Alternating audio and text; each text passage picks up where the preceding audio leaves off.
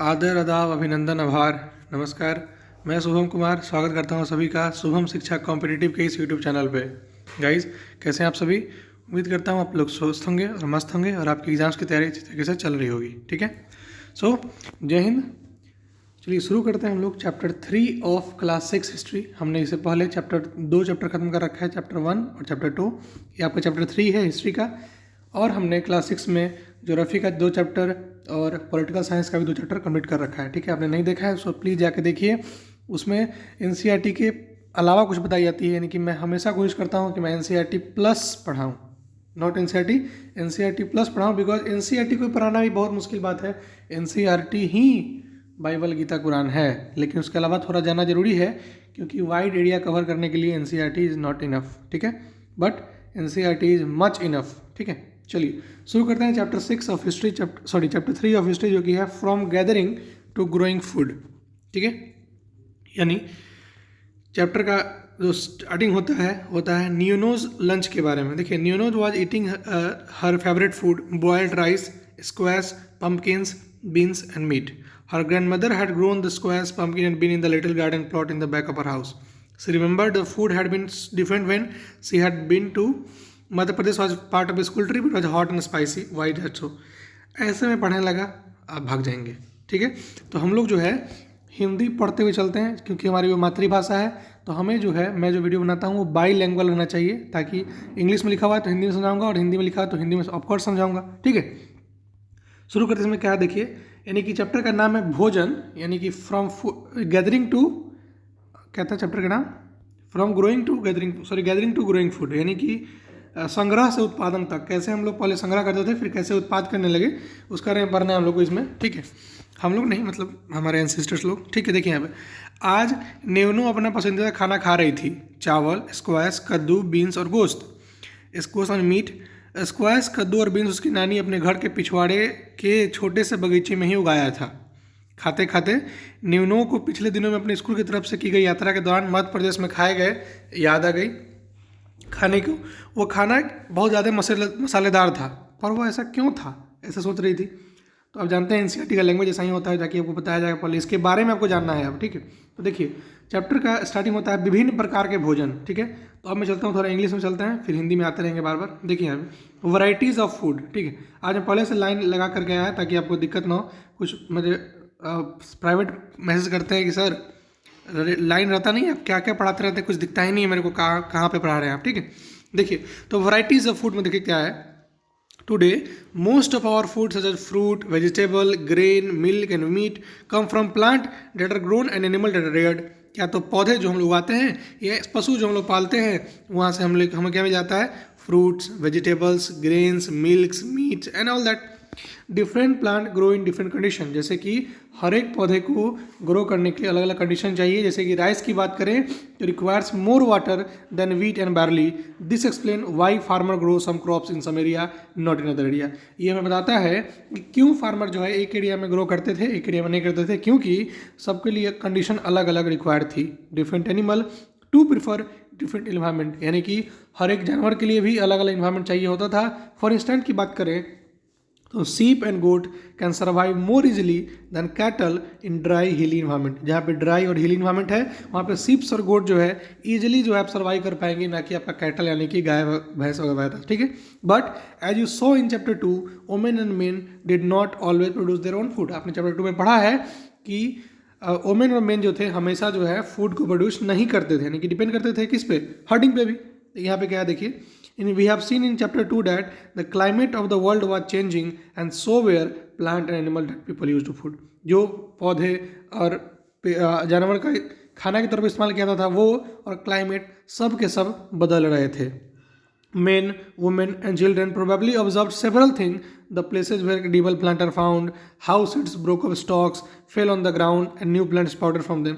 तो जो औरत, बच्चे और मर्द थे वो इस बात को देख रहे थे, ऑब्जर्व कर रहे थे कि कैसे एक जो खाने वाला पौधा है, कैसे उसमें सीड निकलता है, कैसे वो टूट के नीचे गिर जाता है, गिरने के साथ वो कैसे वो जो बीज अकुड़ करके कैसे एक पौधा का रूप ले लेता है। यानी perhaps they began looking after plant, उनको देखना शुरू कर दिया, प्रोटेक्टिंग देम फ्रॉम बर्ड, उनको पक्षी से बचाना शुरू कर दिया, and animals so that they could grow and the seed could ripen, ताकि वो जो है ग्रो कर पाए, उनका जो बीज है वो पक सके। In this way people become farmer, और इस तरीके से पीपल जो है फार्मर बने। एक बार हिंदी में पढ़ लेते हैं फटाफट कि आज हमें अपने भोजन का अधिकांश हिस्सा उगाई फसलों और पाले हुए पशुओं से मिलता है। भिन्न भिन्न फसलों को उगाने के लिए भिन्न भिन्न जलवायु की आवश्यकता पड़ती है। जैसे धान की खेती के लिए गेहूं या जौ की तुलना में ज़्यादा पानी की जरूरत पड़ती है, इसलिए हम देखते हैं कि किसान विशेष फसल विशेष क्षेत्रों में ही उगाते हैं। यही नहीं, पशुओं को भी अपने अनुकूल वातावरण की आवश्यकता होती है। उदाहरण के तौर पर हम देख सकते हैं कि सूखी और पहाड़ी जलवायु में मवेशियों की तुलना में भेड़ या बकरी अधिक सहजतापूर्वक जीवित रह सकते हैं। पर जैसा कि तुमने अध्याय 2 में पढ़ा है कि स्त्री पुरुषों ने अपने भोजन का उत्पादन हमेशा नहीं किया है। अब बात करते हैं हम लोग कि खेती और पशुपालन की शुरुआत कब से हुई। ठीक है, देखिए अध्याय 2 में हमने पढ़ा कि दुनिया की जलवायु बदलती रही है, साथ ही लोग जिन वनस्पतियों और पशुओं का भोजन के रूप में इस्तेमाल करते हैं वो भी बदलते रहे हैं। लोगों का ध्यान कुछ बातों की ओर से गया, जैसे खाने योग्य वनस्पतियाँ कहाँ कहाँ से मिल सकती है, बीज कैसे अपने टंडल से टूटकर नीचे गिर जाते हैं, गिरे बीज का अंकुरण और उन पौधों का निकलना आदि। इस तरह उन्होंने पौधों की देखभाल करना शुरू कर दी होगी, चिड़ियों और जानवरों से पौधा की सुरक्षा करना की होगी ताकि वे ठीक से बढ़ सके और उनके बीज पक सके। इस प्रकार धीरे धीरे वे फार्मर यानी कि कृषक बन गए होंगे। अब बात करते हैं, जिसे यहाँ पे देखिए क्या है कि women, men and children could also attract and then tame animal by leaving food for them near the shelter. अपने जहाँ पे शेल्टर होता है ना, वहाँ पे जैसे हम लोग कैसे चूहा पकड़ने के लिए एक रोटी डाल देते हैं उस पिंजरा में ताकि वो आए खाए और वहीं पे चिपक जाए। ठीक है, इसी तरह से वो लोग क्या करते थे, एक टेम एनिमल को छोटे छोटे जानवर को पकड़ने के लिए क्या करते थे, अट्रैक्ट करने के लिए कुछ खाना छोड़ के चले जाते थे। The first animal to be tamed was the wild ancestor of the dog. सबसे पहले जो जानवर को टेम्ड किया गया था वो था wild ancestor of dog. Later people encouraged animals that they were relatively gentle and come near the camp where they lived. These animals such as sheep, goat, cattle and also the pig lived in the herd and most of them ate grass. Often people protect them animal from attack by the wild animal। और इन सभी जानवरों को, जो कि सीप था, गोट था, cattle था, पिग था, जो कि हर्ड के पास आके खाना वाना खाता था, उनको वो लोग बताते थे किससे, वाइल्ड एनिमल से। And this is how they become हर्डर, और तब जाके वो पशुपालन यानी कि हर्डर बन गए। देखिए इस बारे में पढ़ते हैं हम लोग क्या, देखिए इसी तरह लोगों ने अपने घरों के आसपास चारा रखकर जानवरों को आकर्षित कर उन्हें पालतू बनाया होगा। देखिए सबसे पहले जिस जंगली जानवर को पालतू बनाया गया वह कुत्ते का जंगली पूर्वज था। धीरे धीरे लोग भेड़, बकरी, गाय और सूअर जैसे जानवरों को अपने घरों के नजदीक आने को उत्साहित करने लगे। इससे जानवर झुंड में रहते थे और ज़्यादातर घास खाते थे। अक्सर लोग अन्य जंगली जानवरों के आक्रमण से इनकी सुरक्षा किया करते थे और इस तरह धीरे धीरे वे पशुपालक यानी कि हर्डर बन गए। समझ गए फार्मर कैसे बने और हर्डर कैसे बने। अब चलते हैं, आपका आगे है डोमेस्टिकेशन, यानी कि हिंदी में बात करें तो बसने की प्रक्रिया कैसे शुरू हुई थी उसके बारे में पढ़ते हैं। देखिए यहाँ पे domestication is the name given to the process in which people grow plant and look after animal. जिस तरीके से लोग जो है प्लांट को ग्रो करने लगे और एनिमल्स का ध्यान रखने लगे, इस तरह से वे डोमेस्टिकेशन के प्रोसेस में आगे बढ़ गए, यानी कि बसने की प्रक्रिया में आगे बढ़ गए। Very often plant and animal that are tended by the people become different from wild plant and animal. जो आदमी जो थे, जो पेड़ पौधे को उगाते थे या फिर जो पशु का पालन करते थे, वो सभी जंगली पेड़ पौधे और जंगली जानवरों से काफ़ी अलग थे। This is because people select plant and animal for domestication. क्योंकि आदमी जो थे सेलेक्ट करके, अभी थोड़े नहीं कि जब अब दूध के लिए सरनी को पालेंगे, गाय को पालेंगे, भैंसी को पालेंगे, है कि नहीं। अरे यार समझ रहे हैं बात कि नहीं, कि for example they select that those plant animal that were not prone to disease. जो ऐसे पेड़ पौधे और ऐसे जानवर जो कि डिजीज से बचे रहते हैं, यानी जिनके पास ज़्यादा रोग वगैरह नहीं होती है, उनको ये लोग अपनाने लगे। They also select plant that yield large size grain, जो कि ग्रेन ज़्यादा बड़ा बड़ा देते थे, उन सभी को ले लिया इन्होंने ताकि उनका स्टॉक कर सके। Capable of bearing the weight of the repent grain, और ताकि वो ऐसे पेड़ जो कि अपने पके हुए सीड का भार संभाल सके, ये नहीं कि पका नहीं कि गिर गया। ठीक है, seeds from selected plant are preserve and sown to ensure that new plant will have same quality. और उन सीड को क्या करता था, वापस हम लोग बोते थे ताकि इस आशा में उनको सहेज के रखते थे, यानी कि बचा के रखते थे कि वही सेम साइज का, वही क्वालिटी का हमें अगला ईयर मिलेगा। अमॉन्ग्स्ट एनिमल, और एनिमल की बात करें तो those that are relatively gentle and selected for breeding, जो ब्रीडिंग करने में ज़्यादा पॉसिबल है, यानी कि जैसे मान लीजिए कि एक गाय एक ही बच्चा देता है, ऐसा कोई जानवर होगा जो कि 5-7 देता है, जैसे कि सुअर एंड ऑल दैट। तो ये क्या करते थे, gradually domesticated animal and plant become different from wild animal and plant. समझ गए, इस तरह से वो लोग जो ज़्यादा ब्रीडिंग करने वाला था उसको लोग ज़्यादा पालते थे, ठीक है। फॉर एग्जाम्पल देखिए इसी तरह से कैसे हो गया, इसी तरह से पेड़ पौधा और जानवर जो है पालतू और जंगली इस तरह से बदल गए। इसका डिफरेंस क्या हो गया, द टीथ एंड हॉर्न्स, जो सींग और दांत होते थे वाइल्ड एनिमल का, वो काफ़ी बड़े बड़े होते थे in comparison to domestical animal, ठीक है। Domestication was a gradual process that took place in many parts of the world. It began about 12,000 years ago. आज से 12,000 साल पहले इसकी शुरुआत की गई थी। Virtually all the plant and small producers that were used as a food is a result of domestication. जो भी हम लोग आज देखते हैं प्लांट एनिमल जो कि प्रोड्यूस करता है फूड हमारे लिए, वो सब डोमेस्टिकेशन का ही एक रिजल्ट है। Some of the earliest plant to be domesticated were wheat and barley, और जो some of the earliest domesticated जो एनिमल था वो क्या था, sheep and goat। यानी अगर बात करें तो लोगों द्वारा पौधा उगाए जाने और जानवरों की देखभाल करने की बसने की प्रक्रिया का नाम दिया गया। अपनाए गए ये पौधे तथा जानवर अक्सर जंगली पौधों तथा जानवरों से भिन्न होते थे। इसकी वजह यह है कि बसने की प्रक्रिया की दिशा में अपनाए गए पौधे या जानवरों को लोग चयन करते थे, चुनते थे कौन को, किसी को पालना है किसी को नहीं पालना है। उदाहरण के तौर पर लोग उन्हीं पौधों तथा जानवरों का चयन करते थे जिनके बीमार होने की संभावना कम हो। यही नहीं, लोग उन्हीं पौधों को चुनते थे जिनके बड़े दाने वाले अनाज पैदा होते हैं, साथ ही जिनकी मजबूती डंठलें अनाज के पके दाने के भार से संभाल सके। ऐसे पौधे के बीज को संभाल कर रखा जाता था ताकि फिर से उगाने के लिए उनके गुण और सुरक्षित रह सकें, ठीक है। और उन्हीं जानवरों को आगे प्रजनन के लिए चुना जाता था जो आमतौर पर अहिंसक होते थे। इसलिए हम देखते हैं कि पाले गए जानवर तथा कृषि के लिए अपनाए गए पौधे जंगली जानवरों तथा पौधों से धीरे धीरे भिन्न होते हैं। मिसाल के तौर पर जंगली जानवरों की तुलना में पालतू जानवरों के दांत और सींग छोटे छोटे होते हैं। देखिए आगे देखिए, बसने की प्रक्रिया पूरी दुनिया में धीरे धीरे चलती रही। यह करीब 12,000 साल पहले शुरू हुई। वास्तव में आज हम जो भोजन करते हैं वो इसी बसने की प्रक्रिया की वजह से है। कृषि के लिए अपनाई गई सबसे प्राचीन फसलों में गेहूं तथा जौ आते हैं। उसी तरह पहले पालतू बनाए गए जानवरों में कुत्ते के बाद भेड़ बकरियां आती है, ठीक है। अब पढ़ते हैं हम लोग a new way of life, यानी कि जीने की नया प्रक्रिया में क्या है। देखिए कि if you plant a seed you will notice that it takes some time to grow. This may be several days, a week, a month और some year cases. When people began growing plant, it meant that they had to stay in the same place for a long time, looking after the plant, watering, weeding, driving away animal and bird। तो जो लोग पौधे वगैरह उगाते थे, अनाज बोते थे, उनको कुछ समय तक वहीं पर रहना पड़ता था। क्यों? ताकि वो देखभाल कर सकें, उसमें पानी दे सकें, उसमें का वीटी मतलब घास वगैरह उखाड़ सके। And driving away animal and bird, जो कि फिर जो पशु और पक्षी जो उनको तबाह करते थे अनाजों को, उनको भगा सके। टिल द ग्रेन रिपेंड, जब तक कि जो दाने हैं पक न जाए। And then the grain had to be use carefully, तब जाके उन अनाजों को अच्छी तरीके से इस्तेमाल किया जाता था। देखिए as grain had to be store for both food and seed, जो ग्रेन है उसको खाने के लिए भी और सीड के लिए भी इस्तेमाल किया जाता था। People had to think the way of storing it, इसलिए पीपल को जो है स्टोर करने के तरीके को भी सोचना पड़ा था। In many area they began making large clay pot, बड़े बड़े पॉट बना करके they wove basket and dug pits in the ground, या फिर जमीन में गाड़ के रखते थे। देखिए यहाँ पे ways in which grain use पहले होता है तो सीड के तौर पे, खाने के तौर पे, उपहार के तौर पे, और स्टोर्ड फॉर फूड, ताकि वो आगे जाके उसके बुआई कर सके और अपने बाद में खाद्यान्न बनाने की स्टोर करके रख सकते हैं, ठीक है। अब आते हैं स्टोरिंग एनिमल। देखिए क्या है, एनिमल मल्टीप्लाई नेचुरली। अब प्रजनन तो अपने नेचुरली होता है ना, वो थोड़ी ना आदमी करवा रहा है यार, ठीक है। Reproduction beside if they were looked after carefully, अगर उनकी देखभाल अच्छे तरीके से किया जाता है तो they provide milk which is an important source of food and meat whenever required. In other word animals that are reared can be use as store of food. तो एनिमल जो पाले जाते थे वो एक खाद्य के तौर पर पाले जाते थे कि हमें खाने के लिए मिलेगी बाद में उससे, ठीक है।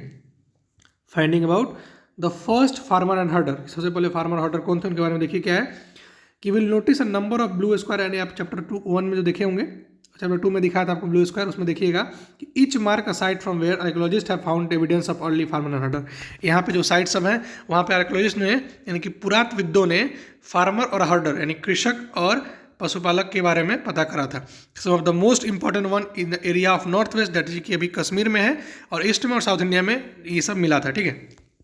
To find out whether this site were settlement of farmer and herder, scientists study evidence of plant and animal bone, कि यहाँ पे फार्मर थे कि हर्डर थे, इसके लिए जो वहाँ पे साइंटिस्ट वगैरह हैं वो प्लांट और एनिमल बोन्स के एविडेंस को स्टडी कर रहे हैं। One of the most exciting find include remains of burnt grain. एक सबसे अच्छा जो फाइंडिंग मिला है वो क्या मिला है हमें, अनाज का क्या मतलब जला हुआ मिला था, तो उनका कहना था कि या तो ये एक्सीडेंटली जल गया होगा या किसी पर्पज़ के लिए जलाया गया होगा। Scientist can identify this grain and so we know that a number of crops were grown in different part of the subcontinent. और साइंटिस्ट ने इन ग्रेनों को आइडेंटिफाई किया कि कहाँ पे कौन सा ग्रेन जले हुए थे या फिर कहाँ पे कौन सा ग्रेन मिला था।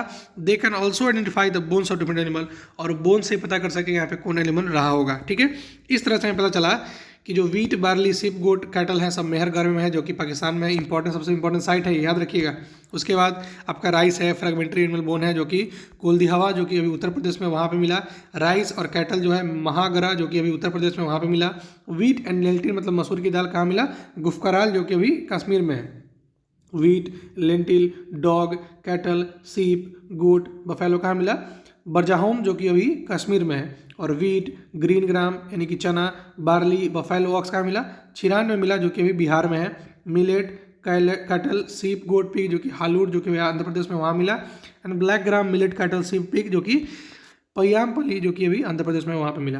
तो these are just some of the site from which grains and bone have been found, मतलब छोटा कुछ साइट के बारे में बताया गया अभी। ठीक है, एक बार हिंदी में फटाफट से देख लेते हैं क्या कहता है। एक नवीन जीवन शैली में क्या कहता है कि तुम किसी पौधे के बीज को बोकर देखो, तुम पाओगी या पाएगा कि इसे विकसित होने में कुछ वक्त लगता है, इसमें कुछ दिन, महीने या फिर साल लग जाते हैं। इसलिए जब लोग पौधे उगने के लिए डालते थे तो उनकी देखभाल के लिए उन्हें एक जगह पर लंबे समय तक रहना पड़ता था। बीज बोने से लेकर के फसलों के पकने तक, पौधों की सिंचाई करने, खरपतवार हटाने, जानवरों और चिड़ियों की सुरक्षा करने जैसे बहुत सारे काम शामिल थे। कटाई के बाद अनाज का उपयोग बहुत संभाल करना पड़ता था। अनाज को भोजन और बीज दोनों ही रूप में इस्तेमाल करना आवश्यक होता था, इसलिए लोगों को इसे भंडारण की बात सोचनी पड़ी। बहुत से इलाकों में लोगों ने बड़े बड़े बर्तन बनवाए, टुकड़ियाँ बुनी या फिर ज़मीन में गड्ढा खोदा ताकि उसको सेव करके रख सकें। ठीक है, जानवर के बारे में देखें कि चलते फिरते यानी कि जो कि मतलब कि खाद भंडार है कि नहीं, चलते फिरते हैं। अरे नहीं समझ रहे हैं, धान वगैरह चलता फिरता थोड़े है, लेकिन जो अगर आपका जो मान लीजिए गाय है वो चलता फिरता है, और फिर आपको फूड देता है कि नहीं, दूध देता है कि नहीं? ठीक है, देती है, सॉरी, गाय माता होती है। जानवर बच्चे देते हैं जिससे उनकी संख्या बढ़ती है। अगर जानवरों की देखभाल की जाए तो उनकी संख्या तो बढ़ती ही है, साथ में ही उन्हें दूध भी प्राप्त हो सकता है जो भोजन का एक अच्छा स्रोत है। यही नहीं, जानवरों के हमें मांस भी मिलता है। दूसरे शब्दों में पशुपालन भोजन के भंडारण का एक अच्छा तरीका है। ठीक है, अब बात करते हैं आओ आरंभिक कृषकों और पुरस्कारों के बारे में जाने कि who is the first farmer and हर्डर। देखिए, जहाँ पुरातत्वविदों को शुरुआती कृषकों और पशुपालकों को होने का साक्ष्य मिले हैं वे पूरे उपमहाद्वीप में यानी सब कॉन्टिनेंट में। इनमें से सबसे महत्वपूर्ण है पश्चिम उत्तर यानी कि वेस्ट साइड में, आधुनिक कश्मीर में, पूर्वी तथा दक्षिण भारत में पाए गए हैं। वास्तव में ये निर्दिष्ट स्थान कृषकों और पशुपालकों की बस्तियाँ थी या नहीं, यही नहीं, इसे जांचने के लिए वैज्ञानिक खुदाई में मिले पौधे और पशुओं की हड्डियों के नमूनों को अध्ययन करते हैं। इनमें से सबसे रोचक जले हुए अनाज के दानों का अवशेष है। ऐसा लगता है कि ये गलती से या फिर जानबूझकर जलाए गए होंगे। वैज्ञानिक इन अनाजों के दाने की पहचान कर सकते हैं। इस तरह हमें पता चलता है कि उस उपमहाद्वीप के विभिन्न भागों में बहुत सारी फसलें उगाई जाती रही होंगी। वैज्ञानिक विभिन्न जानवरों की हड्डियों को भी पहचान कर सकते हैं। ठीक है, जैसे देखिए, गेहूँ, जौ, भेड़, बकरी, मवेशी मेहरगढ़, चावल, जानवरों की हड्डियों के टुकड़े कोलीडेवा, चावल, मवेशी महागड़ा, गेहूँ और दलहन गुफकाल, गेहूँ और दलहन कुत्ते, मवेशी, भैंस, बैल, बकरी बुरजहोम जो कि कश्मीर में है, गेहूँ, हरे चने, जौ, भैंस जो कि है चिरान जो कि हमारा बिहार में है, ज्वार, बाजरा, मवेशी, भेड़, बकरी, सूअर जो कि हमारा आंध्र प्रदेश यानी हल्लूर में है, काला चना, ज्वार, बाजरा, मवेशी, भेड़, सूअर जो कि पय्यमपल्ली जो कि आंध्र प्रदेश में है। यहाँ पे इन जगहों पर अनाज तथा हड्डियों के अवशेष मिले हैं। ये उनमें से सिर्फ कुछ ही हैं। ठीक है, अब पढ़ते हैं हम लोग toward a settle life. Settle life के बारे में बात करें तो archaeologist have found traces of huts and houses at some site. For instance की बात करें तो बुरजाहोम जो कि कश्मीर में है, people built pit houses which we are dug into the ground, यानी कि अंदर नीचे खन के बनाया जाता था और उसके अंदर सीढ़ी बनाई जाती थी मिट्टी की ही। अभी आप देखते होंगे कभी कोई घर देखे होंगे, अभी गाँव में ऐसा घर होते हैं जिनका घर का सीढ़ी जो होता है अंदर की जमीन के सतह से नीचे होता है। ठीक है, दिस में have provided shelter in cold, ताकि ठंडा में उनको शेल्टर मिल सके वेदर से। और archaeologist have found cooking Hard जो कि चूल्हा होता है ना, चूल्हा, वो अंदर भी और बाहर भी। ठीक है, we suggest that depending on the weather people could cook food either indoor or either outdoor. ठीक है, अभी भी गांव में देखते होंगे 2 चूल्हा होता है, एक अंदर एक बाहर। अब तो चूल्हा ही नहीं रहा, जब से प्रधानमंत्री उज्ज्वला योजना के तहत सभी को गैस यानी कि नेचुरल LPG। ठीक है, stone tools have been found for many sites as well. Many of these are different from earlier paleolithic tools and that is why are called neolithic. बताइए, पिछले वीडियो में आपको बताया होगा मैंने कि जो पहले के जो स्टोन सब थे उनको बोलते थे हम लोग मीजोलिथिक, अब इसको क्या बोलते हैं हम लोग, सॉरी हाँ मेसोलिथिक बोलते थे, इसको क्या बोलते हैं हम लोग, नियोलिथिक, क्योंकि ये टूल जो है वो पैलेलिथिक पीरियड से अलग टूल है, ठीक है। These includes tools that were polish to give a fine cutting edge, ताकि इनका जो एज है काफ़ी फाइन हो। मोर्टार एंड पेस्टल, मोर्टार मतलब तो जो चक्की होता है ना, चक्की जाता, अरे जानते हैं, जिससे कि गेहूँ पिसा जाता था पहले के ज़माने में, ठीक है, and all that. At the same time, tools of the Paleolithic types continue to be made and used, and remember, some tools were made of a bone. ठीक है, इस बारे में पढ़ते हैं हम लोग। Many kind of earthen pot have also been found. These were sometimes decorated and were used for storing things. एक वैसे से earthen pot भी मिले, यानी कि जो घड़ा में मिला, जो कि अच्छा से पेंट वेंट किया होता था, ताकि हम लोग उसमें वो लोग हम लोग थोड़े ना उसमें वो लोग स्टोर कर रख सकें फूड्स को, ठीक है। And people began using pots for cooking, especially grain like rice, wheat and lentils that now become an important part of the diet. हमारे खाने में जैसे चावल, उसके बाद रोटी और दाल जैसे कि हमारे इंपॉर्टेंट डाइट में है, उसी तरह वो लोग भी उसको पकाते थे, लेकिन उसके लिए क्या चाहिए था, एक अच्छा सा अर्दन पॉट चाहिए होता था, नहीं तो दाल बन रहे हैं और दाल पूरा चूल्हा में नीचे।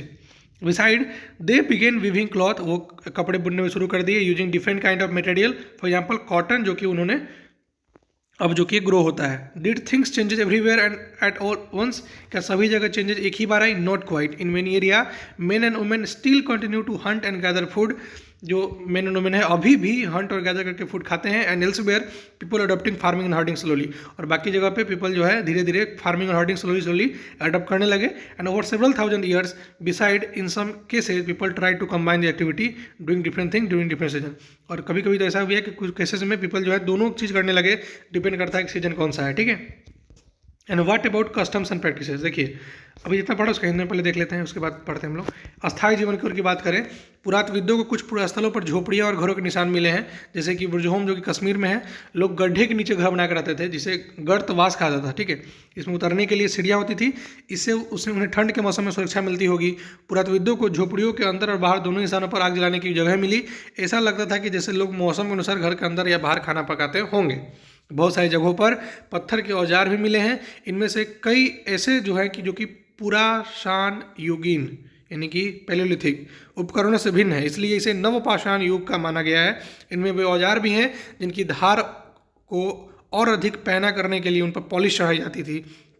उखली और मूसल का प्रयोग अनाज तथा वनस्पतियों की प्राप्त अन्य चीज़ों को पीसने के लिए किया था।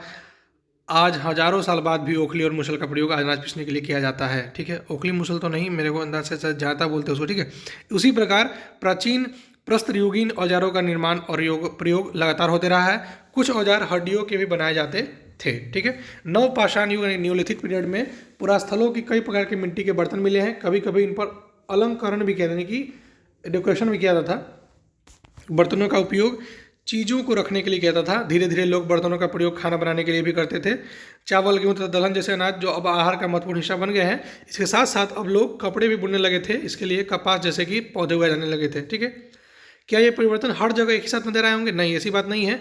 एक तरफ जहाँ कई जगहों पर स्त्री पुरुष शिकार और भोजन संग्रह करने में काम करते थे, वहीं अन्य लोग हजारों सालों के दरमियान धीरे धीरे खेती और पशुपालन को अपना बना लिया था। बहुत सी जगह लोग मौसम के मुताबिक अपने बदल कर अपनी जीविका चलाया करते थे।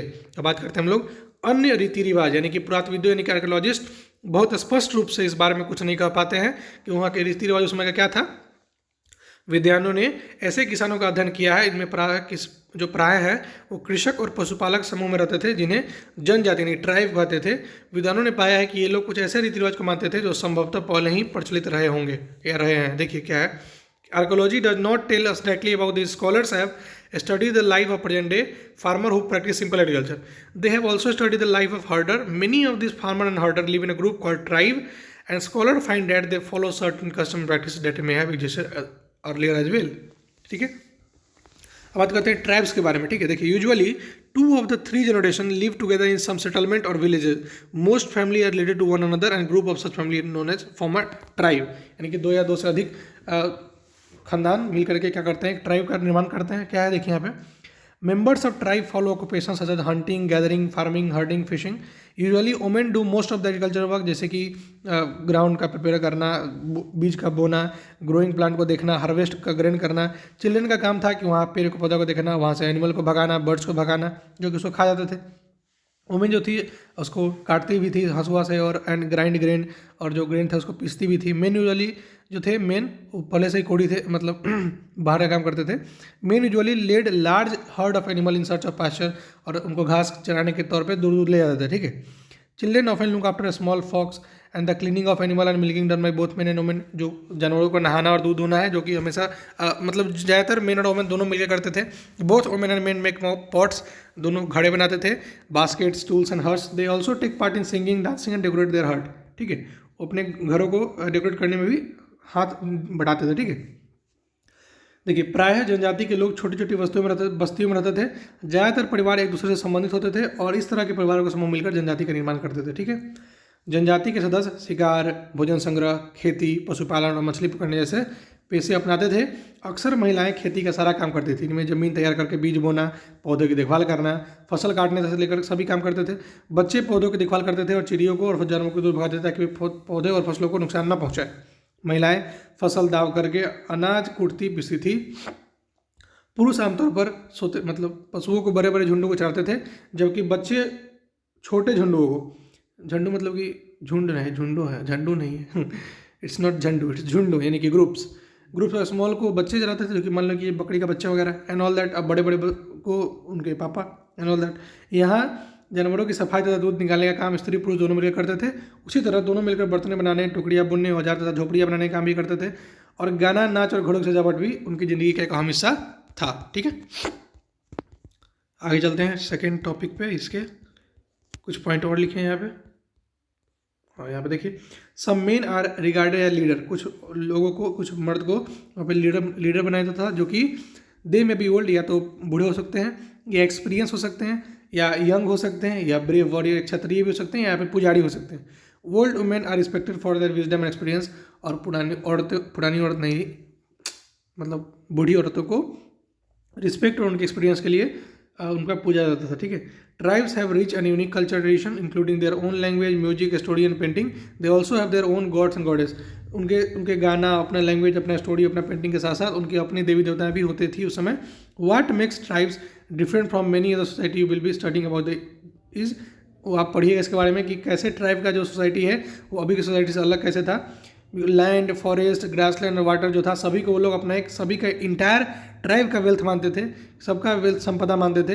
And everybody share and use this together. और सब लोग जो था बांट के उसको इस्तेमाल करते थे। They were no sharp difference between rich and poor. उनमें कोई गरीब अमीर का कोई बात था ही नहीं, ठीक है। अब बात करते हैं closer look living and dying of Mehrgarh. उससे पहले एक बात पढ़ लेते हैं यहाँ पे। कुछ व्यक्तियों को नेता मान लिया जाता था। वे अनुभवी वृद्ध व्यक्ति या नौजवान योद्धा या फिर पुरोहित हो सकते थे। वयस्क महिलाओं को भी उनके ज्ञान तथा अनुभव के लिए वशिष्ठ सम्मान दिया जाता था। जनजातियों की सांस्कृतिक परंपराएं बहुत समृद्ध तथा विशिष्ट होती थी। इनमें उनकी भाषाएं, संगीत, कहानी तथा चित्रकारी भी शामिल है। उनके अपने देवी देवता होते थे। जमीन, जंगल, घास के मैदान तथा पानी पूरे कुनबे यानी कि पूरे ग्रुप की संपत्ति मानी जाती थी, जिनका उपयोग सभी एक साथ करते हैं। इनमें गरीब और अमीर के बीच कोई खास अंतर नहीं होता। इसलिए जनजातीय समाज अन्य समाजों से भिन्न होते हैं। इन अन्य समाजों के बारे में आप आगे पढ़िएगा, ठीक है। आगे चलते हैं।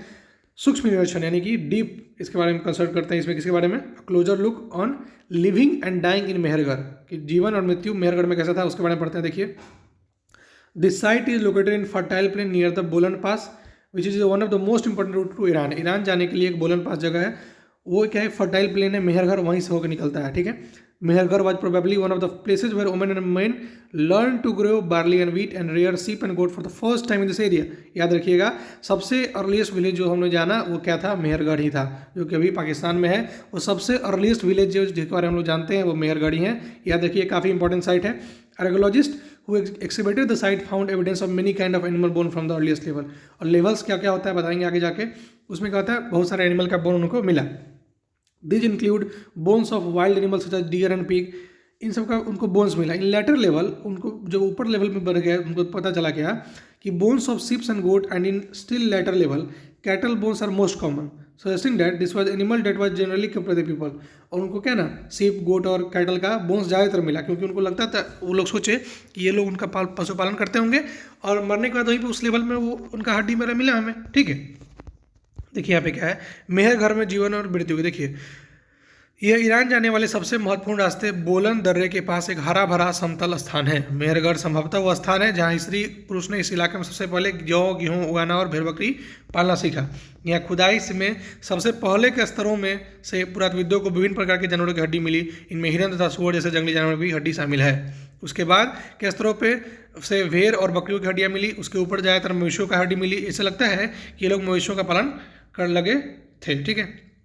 मेहरगढ़ में इसके अलावा चौकोर तथा आयताकार घरों का अवशेष भी मिले। प्रत्येक घर में 4 या से ज़्यादा कमरे हैं जिनमें संभवतः कुछ भंडारे के काम आते होंगे। ठीक है। ये देखिए लेवल के बारे में ये रहा। ये देखिए बताऊंगा इसके बारे में आगे। ठीक है। देखिए ऐसा घर मिलता था उसमें 4 लेवल 4 कोना वाला। ठीक है। यहाँ पर समझिएगा। Other finds at Mehrgarh include remains of squares and rectangular houses. Each house has 4 and more compartment, some of which may have been used for storage. When people die, जब लोग मरते थे, their relatives and friends generally pay respect to them. People look after them, perhaps in the belief that there was some form of life after death. उनको लगता था कि मरने के बाद भी कोई एक जीवन है, मृत्यु के बाद कोई जीवन है, इसलिए उनके रिस्पेक्ट में वो लोग क्या करते थे। Burial is one of such arrangement. Burial क्या है, ऐसा अरेंजमेंट करते थे कि several burial sites have been found in Mehrgarh, और बहुत सारे ब्यूरियल साइट हमको मेहरगढ़ में मिलेंगे, यानी कि मुर्दाघर। ठीक है। In one instant the dead person was buried with goats. जो डेड मृत्यु आदमी का जो मरता है ना, उसके साथ एक गोट को भी क्या करते थे हम लोग, जमीन में गाड़ देते थे। Which were probably mean to serve food in the next world. उनका मानना था कि नेक्स्ट वर्ल्ड में, दूसरे वर्ल्ड में जो चले गए वहाँ पर उनको फूड की दिक्कत ना हो, इसलिए वो गोट को उसमें गाड़ देते थे साथ में। ठीक है। देखिए अस्तर कहाँ समझते हैं, अस्तर क्या होता है।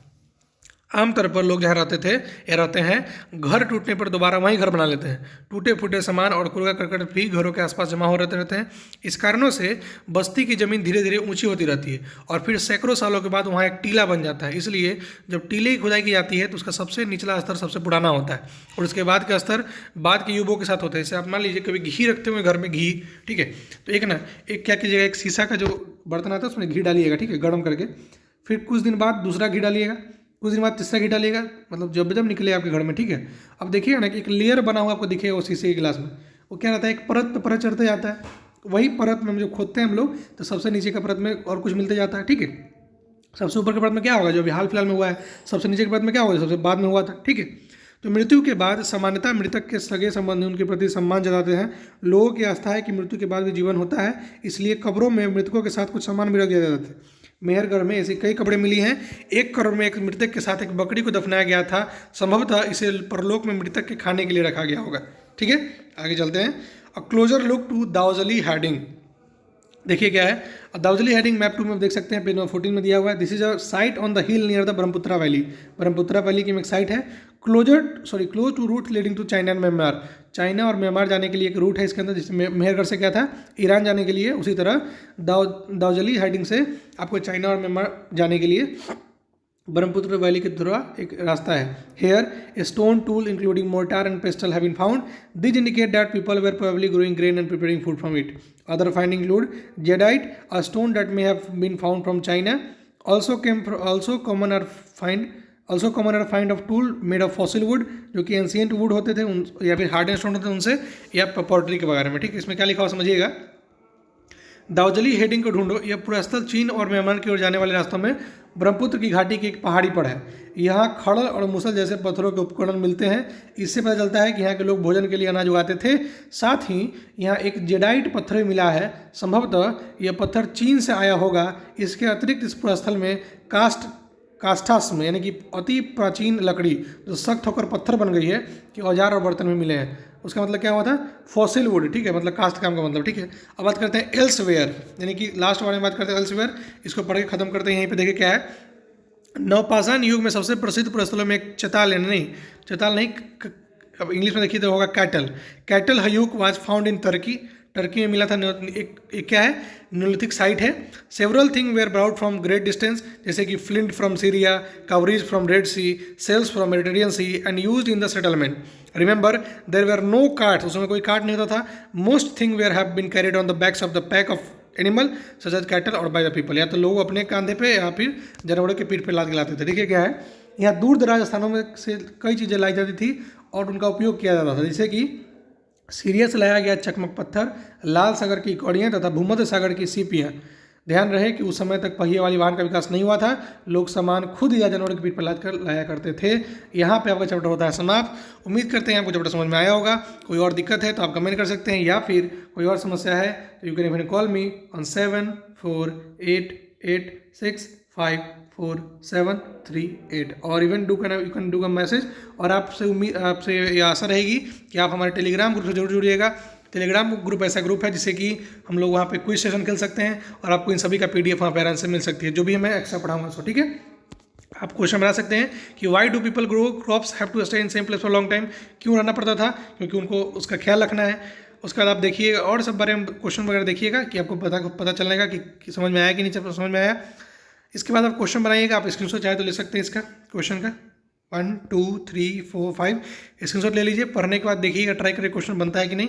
हिंदी में चाहिए तो हिंदी में ले सकते हैं, ठीक है। चलिए ठीक है, मिलेंगे हम लोग अगली वीडियो में जिसमें बात करेंगे चैप्टर 3 ऑफ पॉलिटिकल साइंस। और हम लोग आगे उसके बाद कल बात करेंगे ज्योग्राफी चैप्टर 3 एंड फिर हिस्ट्री चैप्टर 5, ठीक है। 4 ठीक है। तब तक take care, bye bye and keep learning and मेरा रूल जो है LSSL यानी कि learn, subscribe, share and like, ये तीनों मेरे लिए और ये अपने लिए कीजिए। And thank you so much for watching and keep learning. Thank you so much, bye bye.